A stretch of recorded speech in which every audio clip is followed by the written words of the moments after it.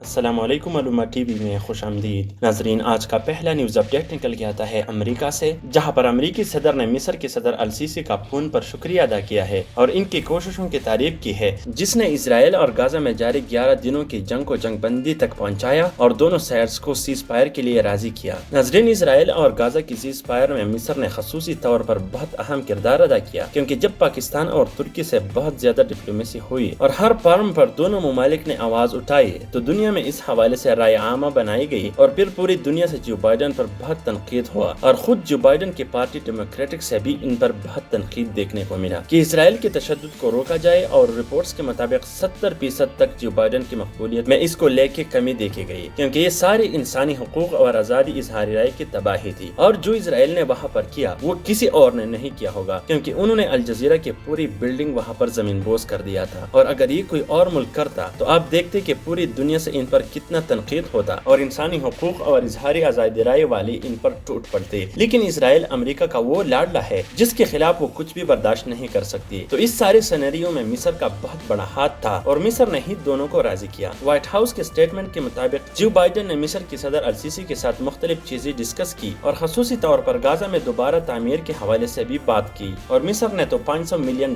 کا وعدہ بھی کیا، کیونکہ غزہ میں اس وقت بہت تباہی مچا دی گئی ہے اور پوری دنیا سے ان کے لیے اعلانات ہو رہے ہیں۔ وائٹ ہاؤس کے سٹیٹمنٹ کے مطابق دونوں نے وہاں پر اپنی خدمات کی یقین دہانی کرا دی، لیکن امریکہ نے کہا کہ یہ عوام کے لیے ہوگی نہ کہ حماس کے لیے۔ ناظرین، یہ فون کال ایک ایسے وقت میں دیکھنے کو ملا جب امریکہ نے کہا ہے کہ امریکی وزیر خارجہ انتونی بلنکن فلسطین اور اسرائیل کا دورہ کرنے والا ہے، اور خفیہ سورسز کے مطابق وہ مصر اور اردن جانے کا بھی ارادہ رکھتے ہیں اور وہاں پر فلسطین میں امن لانے کے حوالے سے بات چیت کریں گے، کیونکہ اس وقت اسرائیل کو بھی اس کی ضرورت ہے، کیونکہ نتنیاہو نے اگر اپنا سیٹ بچانا ہے تو ضرور امریکہ نے اسے روکنا ہوگا، ورنہ اگر نتنیاہو خود فلسطینی عوام پر ظلم بند کر دے گا تو بنیاد پرست یہودیوں کی طرف سے ان پر بہت تنقید ہوگا، جس طرح انہوں نے حماس سے شکست کے بعد کیا کہ نتنیاہو کو بہت زیادہ تنقید کا سامنا کرنا پڑا اور کہا کہ یہ اس کی ایک اور کمزوری ہے۔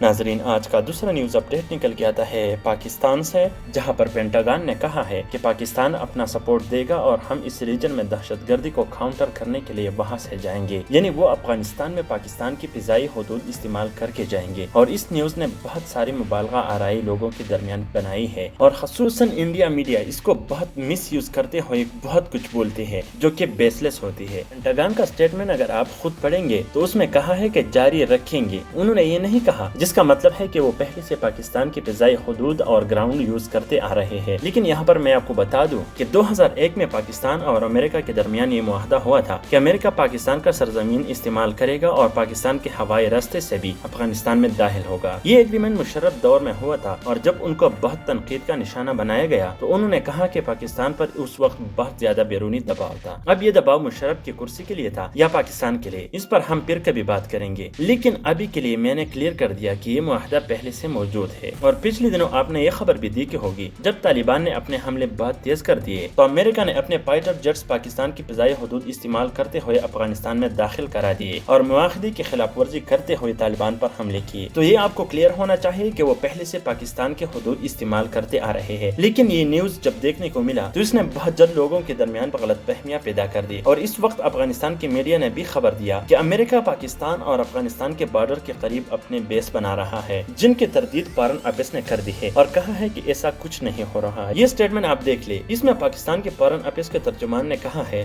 کہ پاکستان میں نہ کوئی امریکی ملٹری ہے اور نہ کوئی ایئر بیس اور نہ اس کا کوئی سوچ سکتا ہے، اور یہ سارے افواہیں ہیں۔ انہوں نے کہا کہ پاکستان اور امریکہ کے پہلے سے معاہدے ہیں اور اس کے علاوہ اس کے متعلق کوئی نئے معاہدے نہیں ہو رہے اور نہ ہو جائیں گے۔ ناظرین، عمران خان پہلے سے ڈرون حملوں کا مخالف تھا، اور مجھے کسی بھی طرح یہ نہیں لگتا کہ عمران خان وزیر اعظم ہو اور یہ ہو جائے، کیونکہ شاہ محمود قریشی نے بھی کلیئر کر دیا تھا کہ ہمارا کوئی ارادہ نہیں ہے کہ ہم امریکہ کو اڈے دیں گے، کیونکہ ایک مہینے پہلے امریکہ نے بہت زور لگایا تھا کہ کسی طرح بھی پاکستان مان جائے اور ہم وہاں پر اڈے بنا لیں گے اور وہ یہاں سے بیٹھ کے افغان طالبان اور چائنا کو کاؤنٹر کر سکے۔ اور دوسری طرف اگر آپ دیکھیں تو چائنا یہ کبھی نہیں چاہے گا، کیونکہ اس وقت چائنا کا سب سے بڑا دشمن امریکہ ہے، اور یہ ہر لحاظ سے ہے، کیونکہ اگر چائنا ساؤتھ چائنا سی میں کچھ کرتی ہے تو امریکہ ایکشن لیتی ہے، اگر یہ لداخ اور انڈیا کی طرف سے کچھ کرتی ہے تو امریکہ اس پر بھی ایکشن لیتی ہے۔ اگرچہ چین اور انڈیا کے درمیان یہ کچھ نہیں کر سکتی کیونکہ انڈیا کا اتنا کمزور فوج ہے کہ چائنا نے پوری 100 گھر انڈیا کے علاقے میں تعمیر کرائے تھے، لیکن ان کو بعد میں پتہ چل گیا تھا۔ اس کے علاوہ اگر چائنا ہانگ کانگ یا تائیوان میں کچھ کرتی ہے تو امریکہ تب بھی ایکشن لیتی ہے۔ تو اس سارے سینیریو میں چائنا یہ کبھی نہیں چاہے گی، اور پاکستان کے لیے تو امریکہ کو اڈے دینا ایسا ہی ہوگا کیونکہ پہلے سے امریکہ کا اس پر نظر ہے، اور اگر اب وہ یہاں پر آ گئی تو پھر تو سی پیک کا تصور ہی ختم ہوگا، اور ہم بھی امریکہ کے ساتھ مزید رہنا نہیں چاہتے کیونکہ اگر امریکہ کا ساتھ ہمیں دینا ہے تو اس کا مطلب ہے کہ ہمیں امریکی خیرات پر ہی گزارا کرنا ہوگا، اور بعد میں یہ ڈومور کہیں گے۔ لیکن اگر ہم چائنا کے ساتھ ہوتے ہیں تو یہاں ترقی آئے گی، ڈیولپمنٹ آئے گا، کاروبار ہوگا، نوکری ملیں گی، انٹرپرینورشپ ہوگی، کاروبار ہوگا، ایکسپورٹس کی باتیں ہوگی، اور مستقبل میں پاکستان خوشحال ہوگا۔ لیکن امریکہ تو آئے گی ہی دہشت گردی کے لیے، ان کے آنے سے ہی دہشت گردی شروع ہو جائے گی، جس طرح 20 سال بعد آج سابق افغان صدر حامد کرزئی نے تسلیم کر دیا ہے کہ امریکہ یہاں دہشت گردی کے خلاف نہیں بلکہ اپنے مفادات کی خاطر آئی تھی، اور طالبان کے نام پر عوام کے گروہ اور انسانی حقوق کو پامال کر رہی تھی۔